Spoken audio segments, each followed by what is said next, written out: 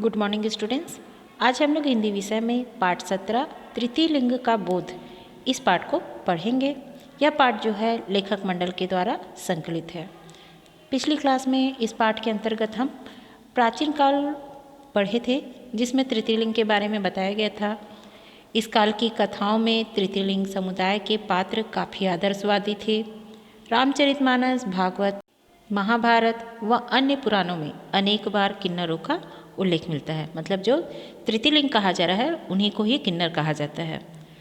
त्रेता युग में जब श्री राम जो है 14 साल के लिए वनवास जा रहे थे, तब अयोध्यावासी सरयू नदी तक उन्हें छोड़ने गए थे और नदी के तट पर जब 14 साल बाद उन्हें फिर मिलने का आश्वासन देकर उन्हें वापस जाने का निर्देश दिया गया।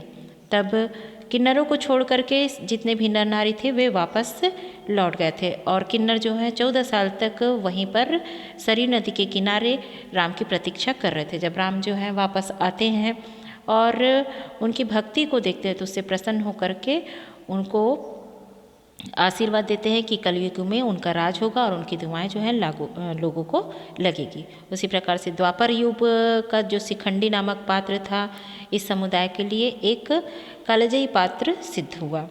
महाकाव्य महाभारत में शिखंडी का उल्लेख जो है मिलता है। शिखंडी जो था महाराज द्रुपद का पुत्र था और द्रुपदी का भाई था, जो कि किन्नर था। उसे कहीं कहीं सती का अवतार भी कहा गया है। शिखंडी ने धर्म की रक्षा के लिए महाभारत का युद्ध लड़ा था। उसकी प्रतिभा को देखकर कृष्ण ने उसे महाभारत के युद्ध में सेनापति भी बनाया था। गीता के पहले अध्याय में लिखा है कि शिखंडी महारथ अर्थात महारथी था। तो ये तो हुआ आपका प्राचीन काल का। अब हम आगे का मध्यकाल और आधुनिक काल को पढ़ेंगे। मध्यकाल, इस काल के संबंध में कुछ ऐतिहासिक प्रमाण मिलते हैं। यह वह काल था जब बाहर के राजाओं ने भारत पर आक्रमण किया। इन आक्रमणों से काफ़ी कुछ क्षति हुई। वहीं कई क्षेत्रों में सांस्कृतिक विविधता का भी विकास हुआ। वे अपने साथ अपने देशों की संस्कृति सभ्यता लेकर यहाँ आए थे। इससे हमारी संस्कृति काफ़ी समृद्ध हुई। कुछ मुसलमान राजाओं ने थर्ड जेंडर समुदाय के लोगों को अपने महलों में राजकुमारियों व रानियों के अंगरक्षकों के रूप में रानी निवास में नियुक्त किया। मध्यकालीन ऐतिहासिक दस्तावेजों से जानकारी मिलती है कि कुछ मुगल राजाओं ने किन्नरों को गुप्तचर विभाग व सेना विभाग में भी कार्य करवाया। तो यहाँ पर देखिए, हम लोग जिस प्रकार से प्राचीन काल में महाभारत में, रामायण में देखे थे कि किन्नरों की कितनी अच्छी भूमिका रही है, वैसे ही मध्यकाल में भी वहाँ पर भी मुगल राजाओं ने किन्नरों को गुप्तचर या सेना विभाग में कार्य सौंपा था और कहीं पर राजकुमारियों के अंगरक्षकों के रूप में रानी निवास में उनको नियुक्त किया था। इसी तरह कई मुगल राजाओं ने किन्नरों को बहुत इज्जत से आश्रय दिया था। गान व नृत्य कलाओं के ये विशारद हुआ करते थे। मतलब कि नृत्य कला में और गायन कला में उनको महारत हासिल होती थी। इस काल में बनी परंपराओं का आज भी दहिहारों यानी कि किन्नरों के आश्रम में पालन होता है। अब दहिहार क्या होता है? जहाँ पर किन्नर जो हैं रहते हैं और नित्य गायन में पारंगत होते हैं, उसको दहिहार कहा जाता है। लगातार आक्रमण और राजनीतिक अस्थिरता के चलते किन्नर अपने आप को असुरक्षित मानने लगे। जब बार बार देश में आक्रमण होने लगा और राजनीति में स्थिरता नहीं रही, राजाओं में आपस में युद्ध होता था, एक के बाद दूसरा राजा जो है उस राज्य को संभालता था, तो ये जो स्थिरता जो है आती गई, तो जिसके कारण से किन्नर अपने आप को असुरक्षित मानने लगे।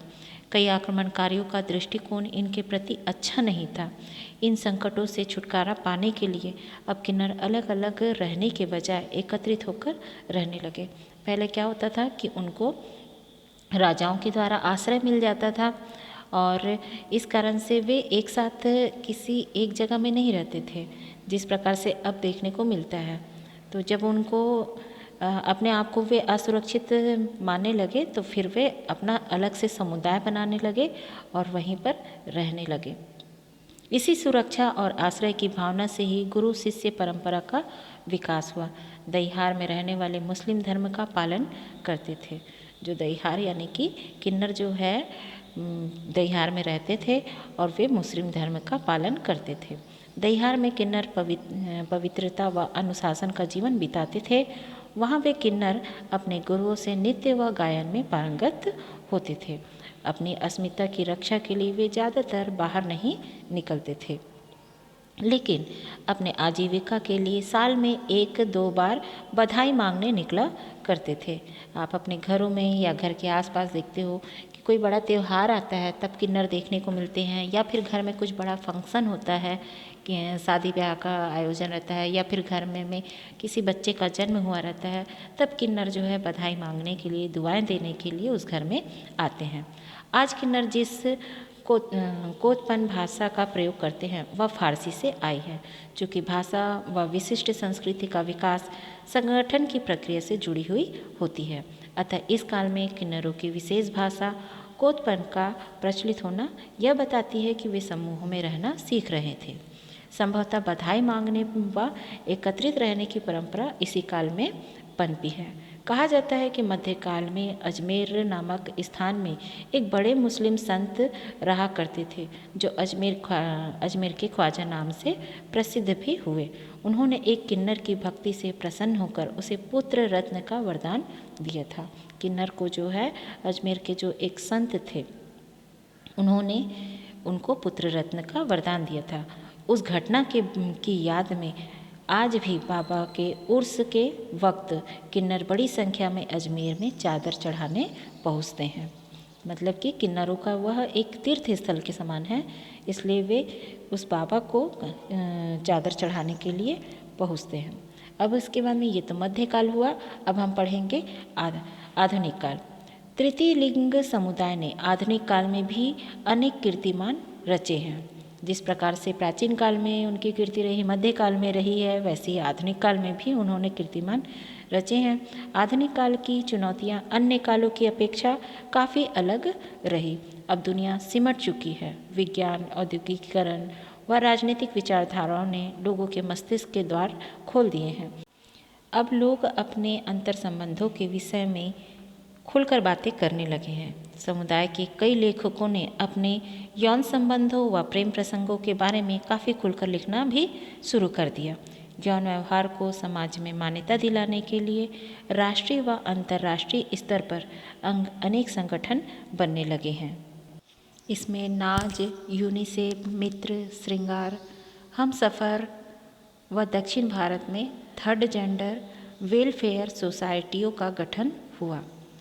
मतलब क्या बोल रहा है कि जो समाज में मान्यता दिलाने के लिए राष्ट्रीय व अंतर्राष्ट्रीय स्तर अनेक संगठन बनने लगे थे, उसी में ही नाज, यूनिसेफ, मित्र, श्रृंगार, हमसफ़र व दक्षिण भारत, ये जो हैं थर्ड जेंडर वेलफेयर सोसाइटियों का गठन था।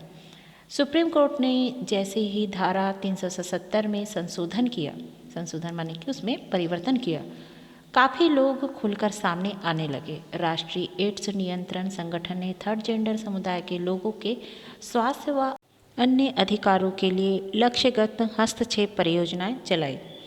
इसके तहत भी लोग संगठित होने लगे। थर्ड जेंडर के यौन व्यवहारों पर इतनी बारीकियों से काम हुआ कि इस समुदाय के अंतर्गत पाई जाने वाली विभिन्नताओं का परिचय मिला। इन विभिन्न समूहों को अलग अलग नाम भी दिया गया, जैसे किन्नर, टीजी आदि। यहाँ पर एक बात उल्लेख करना आवश्यक है कि अब किन्नर उसे कहा जाता है जो नारी वेश में पवित्रता व अनुशासन की जिंदगी जीते हैं। अतः किन्नर एक आदर्शवादी नाम हो गया है। तृतीय लिंग समुदाय के लोगों ने कॉपरनेट, समाज सेवा, राजनीति, फैशन, संगीत व अन्य क्षेत्रों में लोहा मनवाया। इनकी प्रतिभा को देख लोग दांतों तले उंगली दबाने के लिए मजबूर हो गए।